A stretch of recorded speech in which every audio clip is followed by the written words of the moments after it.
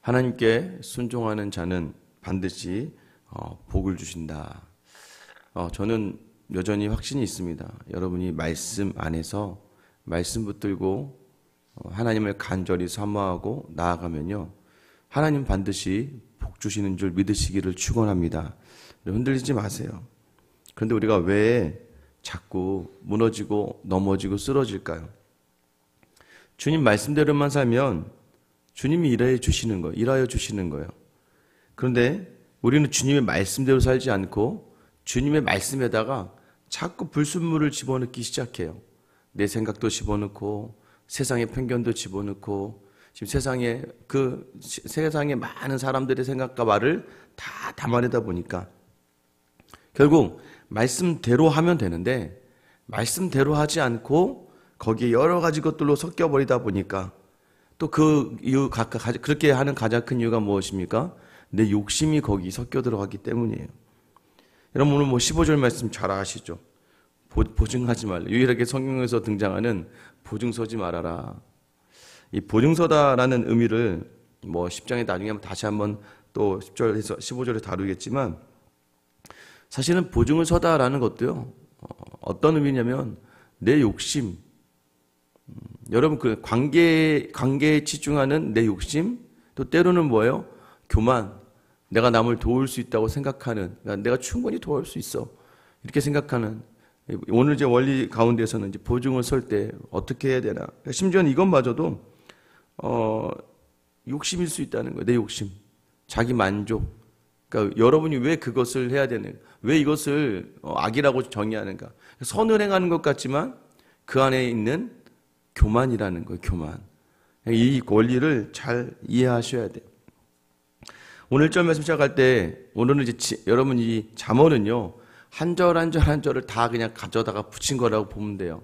잠언을 이렇게 1절부터 15절까지를 한 번에 쫙 하나의 어떤 주제를 가지고 이야기하기는 굉장히 어렵지만 오늘 잠언을 통해서 지혜 있는 사람 이 특징을 한 몇 가지로 보는데, 첫 번째가 뭐냐면 1절 말씀에 속이는 저울은 여호와께서 미워하시나 공평한 추는 그가 기뻐하시느니라 라고 이야기합니다. 하나님은요, 공평한 추를 가지고 있는 사람을 기뻐하신다라고 이야기해요. 그러니까 하나님 기뻐하시는 사람, 속이는 저울은 무엇일까요? 사람을 속이고 거짓을 하고, 물론 이런 것도 있을 수 있겠지만 기준이 없다는 거예요. 기준이. 공평한 추라는 건 뭐예요? 정확하잖아요. 공평한 추는 하나님 기뻐하신대요. 공평한 추는 공평하다는 건 딱 무게를 재더라도 정확한 그 값을 재는 기준들이 다 있어야 되는 거예요. 그러니까 우리가 살아가면서 하나님의 말씀의 추, 우리의 삶의 자리가 말씀을 기준하며 온전하게 서 있을 때 하나님이 기뻐하신다는 거예요.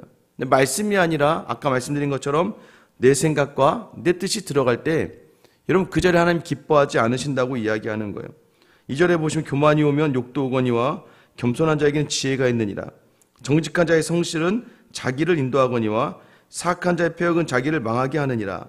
여러분 내 기준이 하나님 말씀이기 때문에 겸손해요. 왜냐하면 내가 나의 생각과 나의 뜻으로 살아가지 않거든요. 근데 자기 힘으로 살아가는 사람 특징이 교만해요. 그러니까 자기도 속여. 말씀 앞에선 자기 자신은 자기를 온전히 인도하여 내는 거예요. 그런 사람들이 뭐예요? 정직하고 그 성실이 그 삶을 인도해 가지만 그렇지 않은 사람들은요, 불안하죠. 언젠간 무너지게 되어 있는 겁니다. 여러분, 이 공평한 추. 자, 두 번째는 뭔지 아세요? 이 공평한 추를 가지고 있는 사람이 하나님 기뻐하시는 지혜로운 사람이고, 두 번째는 4절 보세요. 재물은 진노하신 날에 무익하나 공의는 죽음에서 건지느니라. 어떤 사람입니까? 공의를 가지고 살아가는 사람이에요. 공의. 이 공의가 무엇이에요? 하나님의 뜻. 이것도 하나님의 계획과 하나님의 뜻을 바라며 가는 사람이에요. 우리가 모든 자리가 내 뜻으로 살아가는데 하나님의 뜻이 온전하게 서 있는 사람은 죽음에서 건져낸다는 거죠. 5절도 보세요. 완전한 자의 공의는 자기의 길을 곧게 하려니와 악한 자는 자기의 악으로 말미암아 넘어지느니라. 이 하나님께서 가지고 계시는 그 마음과 계획을 함께 품을 수 있는 사람들은요, 결코 흔들리지 않아요. 그 삶을 모든 사망과 죽음에서 건져내요. 그러니까 결국 이런 거죠. 지금 세상에 보기에 너는 망하고 넌 죽었다야. 그렇게 하면 너 끝난 거야. 근데 여러분 거기에 좌절하지 않는 거예요. 하나님이 우리를 향하신 놀라운 계획이 있거든요. 그 계획을 믿으면서 오늘 하루하루를 가보는 거예요. 여러분 좀 더딜 수는 있습니다. 우리 생각과 다를 수는 있어요. 그런데 그 공의를 놓치면 여러분 우리 모든 삶의 자리가 다 피폐해지고요. 아니 조급해져요. 여러분 아직 인생이 우리가 하나님 부르시기 전까지 끝난 인생들이 아니라는 걸 아셔야 돼요. 여러분 6절에서 정직한 자는 자의 공의는 자기를 건지려니와 사악한 자는 자기 악에 잡히느니라. 악인은 죽을 때에 그 소망이 끊어지나니 불의의 소망이 없어지느니라. 의인은 환난에서 구원을 얻으나 악인은 자기의 길로 가느니라. 그러니까 결국 여러분 하나님의 계획, 하나님의 그 뜻, 하나님이 우리를 향하신 그 놀라운 계획이 있음을 흔들리지 않고 바라며 나아갈 수 있어야 되는 거예요. 말씀을 부여잡고 그 말씀 속에 임하신 하나님의 계획을 따라가는 사람은 절대 사망 가운데 있지 않는 거예요. 어떠한 상황이 되든지 살만 나는 거예요. 왜요? 이게 계획이 또 있구나. 하나님의 계획. 하나님의 계획을 따라가니까 흔들리지 않게 되세요. 환난 속에서도 구원의 자리를 경험할 수 있다는 거예요. 모두가 볼 때 넌 끝났다고 하는데 끝나지 않은 거예요. 왜? 하나님 나 사랑하셔. 하나님이 하실 일을 기대하게 하시는 거예요. 그 다음에 9절 보세요. 악인은 입으로 그의 이웃을 망하게 하여도 의인은 그의 지식으로 말미암아 구원을 얻느니라 라고 되어 있어요. 여러분 악인은요 입으로 망한다. 여기 사실 입에 대한 이야기들이 계속 좀 이어집니다.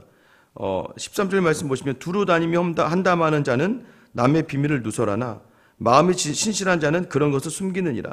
14절 지략이 없으면 백성이 망하여도 지략이 많은 평안을 누리느니라. 12절 보세요. 지혜 없는 자는 그의 이웃을 멸시하나 명철한 자는 잠잠하느니라. 여러분 뭐 하나 가지 이야기하는 게 뭐예요? 입으로 여러분 지금 우리 지혜 있는 사람은 입을 아낀다는 거예요. 왜 그렇습니까? 쉽게 남의 얘기를 하다가 결국에는 뭐예요? 이웃을 멸시하다가 지혜 없는 자라고 이야기해요. 또 한담하는 자, 남의 비밀을 누설하는 자, 이런 자들도 지혜 없는 자라고 이야기해요. 여러분 입으로 함부로 다른 사람을 평가하거나 판단하거나. 근데 성경이요 신약에 들어가면서부터 제일 먼저 많이 나오는 게 특히 로마서 서신서 들어가면 제일 많이 나오는 게 비판하지 마라, 판단하지 말아요. 여러분 지혜로운 사람은요 함부로 남의 이야기를 하지 않아요.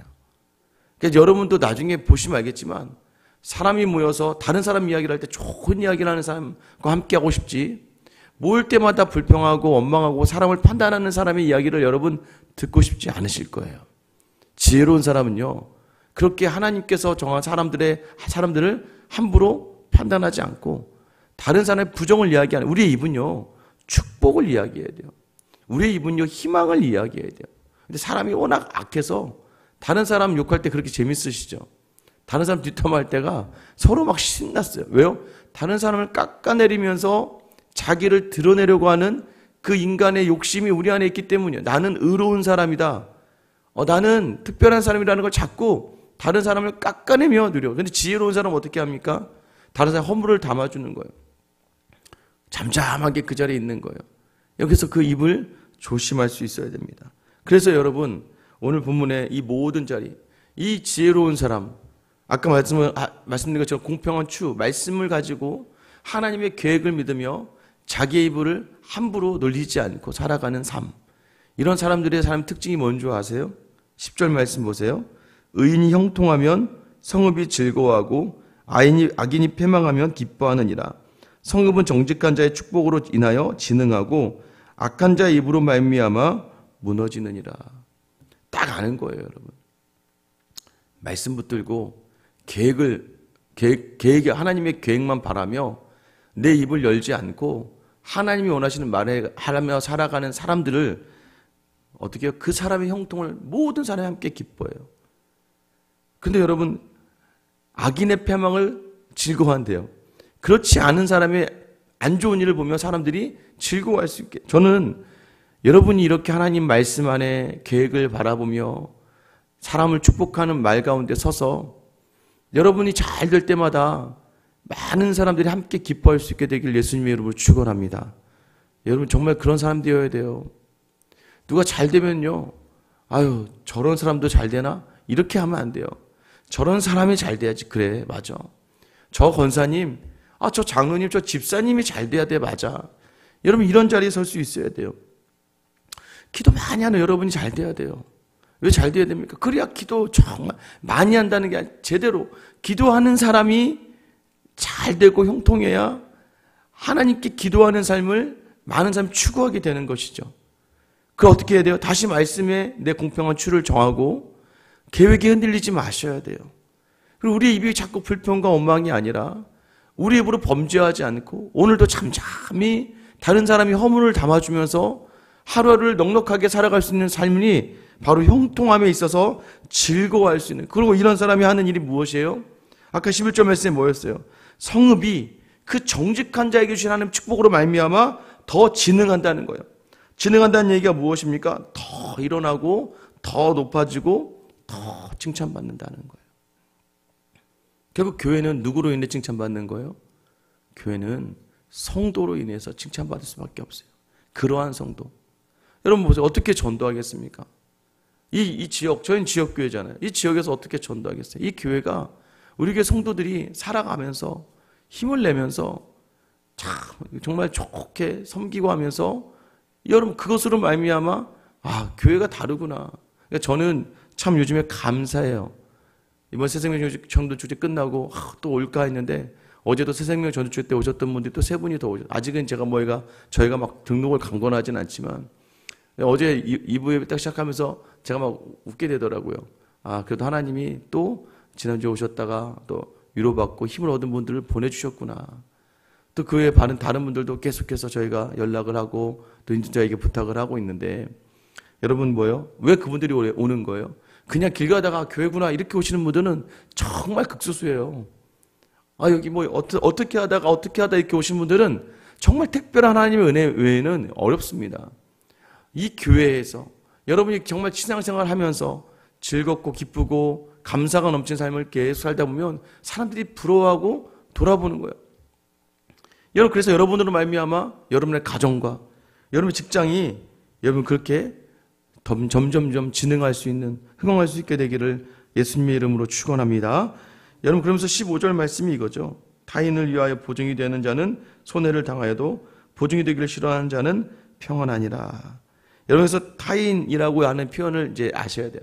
이게 아까 보증 쓰지 마라. 그러니까 보증 쓰지 마라. 이렇게 얘기하면 여러분 아무 사람이 도와주지 마라 이렇게 들을 수도 있는데 여기서 타인이라는 이 자르라는 이 단어가요. 이방인, 나그네, 가늠한 사람, 대적들이라는 표현이에요. 뭐냐면 그 생각 자체가 불손한 사람들. 그러니까 머리에 뭐가 있어요? 야 이거 조금만 투자하면 돼. 이것만 좀 하면 되는 거야. 여러분 이런 사람들에게는 거기에 동참하지 말라는 거예요. 그러니까 그 사람이 가지고 있는 이거 좀만 하면 2배야 3배야 야 좀 네가 나 이거 사업할 때 여러분 사업도요 좋은 표현으로는 막 도전이라고 이야기하지만 위험한 거거든요. 때로는 무모할 수 있고요. 여러분 그게 뭐예요? 온전한 생각인지 정말 그것이 하는 일이 목적이 올바르고 하나님이 원하시는 일인지. 그리고 여러분은 이것이 뭐예요? 내가 그 사람들에 의해서 보증 서는 것도 내 욕심이 같이 함께 가니까 교만한 마음으로 같이 가는. 또 하나는 뭐예요?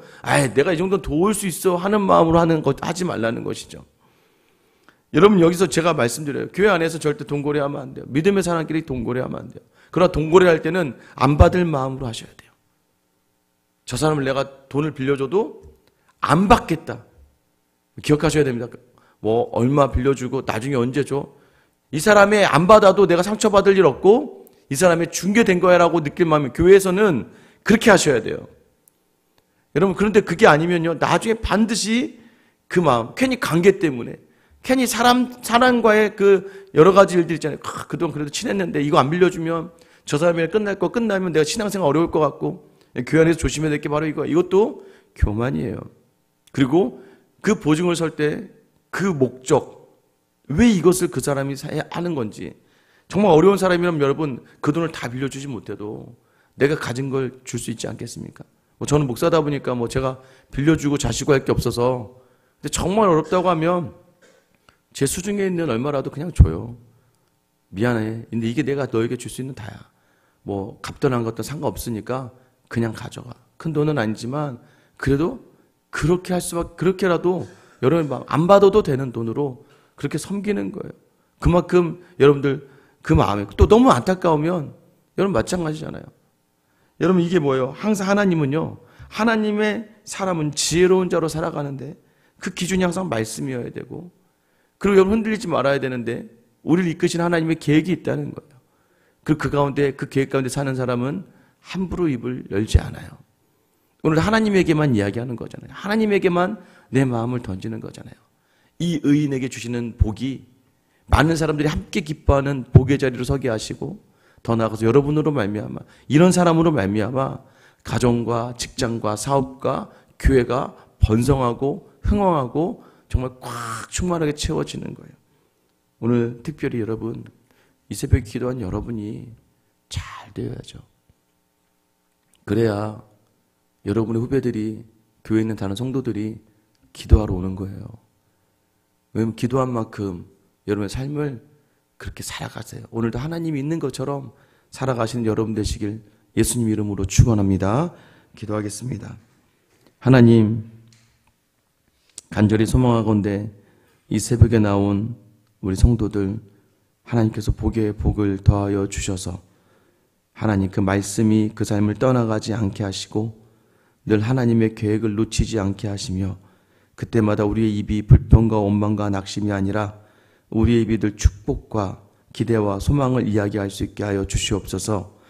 그런 우리를 통하여서 의인이 어떻게 살아가는지 세상 많은 사람에게 본이 되길 원하오니, 오늘 시간 나와서 하나님을 향하여 선 우리에게 하나님 특별한 복을 주셔서 아버지 하나님, 우리 교회 또 내 믿음의 후배들과 동료들이 우리에게 행하신 하나님의 일을 바라보며 이 기도의 자리를 놓치지 않는 은혜를 허락하여 주시옵소서. 하나님, 오늘도 복받는 삶을 살기를 원하시는 하나님 앞에 순종으로 나아가오니 주여 우리 인생의 이 일들을 행하여 주시옵소서. 감사하며 예수님의 이름으로 기도드립니다. 아멘.